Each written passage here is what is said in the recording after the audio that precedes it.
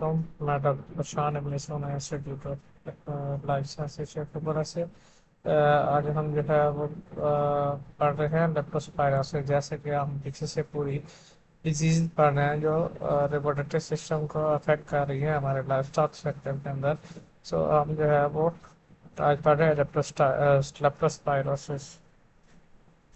سو اس کے بارے میں ہم پڑھیں گے کہ یہ اس کو کون کاز کرتا ہے، اس کا کیا کیا افیکٹ ہوتا ہے، سمٹمس کب آتی ہیں اور کیا کیا آتی ہیں، اور اس کا علاج کا.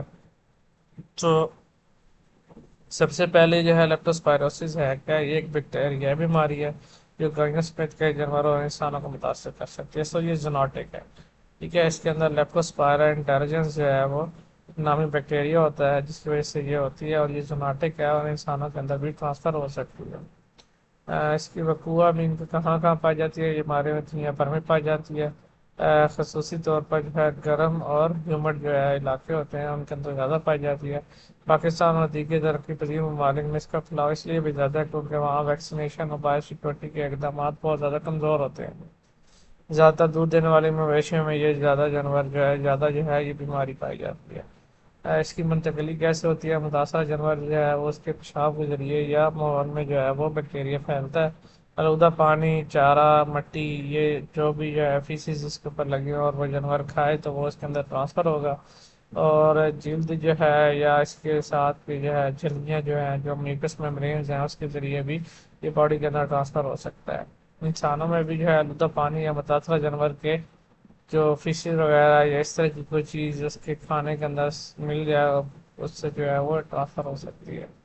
اس کی علامات کیا کیا آتی ہیں؟ علامات میں اس کا بخار اور بھوک میں کمی آئے گی، پیلا یکان مین کے جانڈس وغیرہ ہوگا، اور آنکھوں کا رنگ جو ہے وہ زرد ہو جائے گا.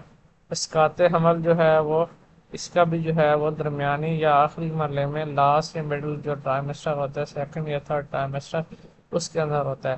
اس کے اندر جو ہے باجپن اور دودھ کی مقدار میں کمی آتی ہے. بعض اوقات گردوں کی بیماری اور خون کی کمی بھی مین کے انیمیا یا جانڈس بھی دیکھا جاتا ہے.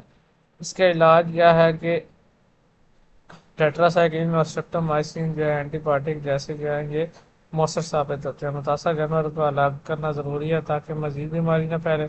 ویکسینیشن بعض ممالک میں دستیاب ہے اور بیماری کو جو ہے وہ کنٹرول کرنے میں مددگار ہوتی ہے. پانی کو صاف رکھیں، چارے کو بھی صاف رکھیں، بایو سیکورٹی جو ہے وہ اچھی رکھیں تو اس بیماری سے جو ہے وہ بچا جاتا ہے. جیسے کہ یہ اس کی ویکسین ہے لیپٹوسپائرا جو ہے یہ اس کی ویکسین اویلیبل ہوتی ہے، تو آپ یہ لگوا کر بھی جو ہے وہ بیماری سے بچا جا سکتا ہے. مزید کے سوال ہو تو آپ پوچھ سکتے ہیں. اللہ حافظ.